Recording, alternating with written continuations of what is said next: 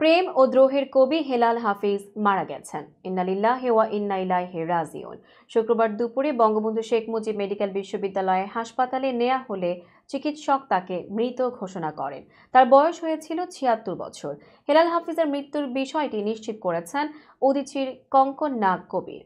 BSMMU কর্তৃপক্ষ জানিয়েছে, শুক্রবার দুপুর ২:৩০টার দিকে রাজধানীর শাহবাগে অবস্থিত সুপার হোমের বাথরুমে পড়ে গিয়ে রক্তক্ষরণ হয় হেলাল হাফিজের।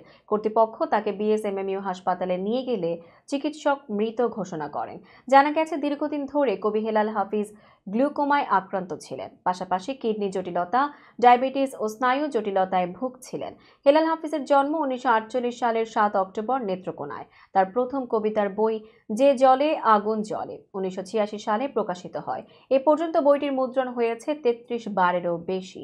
লেখালেখির পাশাপাশি হেলাল হাফিজ দৈনিক যুগান্তর সহ বিভিন্ন পত্রিকায় দীর্ঘদিন সাংবাদিকতা করেন। ১৯৮৬ সালে প্রথম কবিতা গ্রন্থ যে জলে আগুন জ্বলে প্রকাশের পর জনপ্রিয়তার শীর্ষে চলে আসেন এই কবি।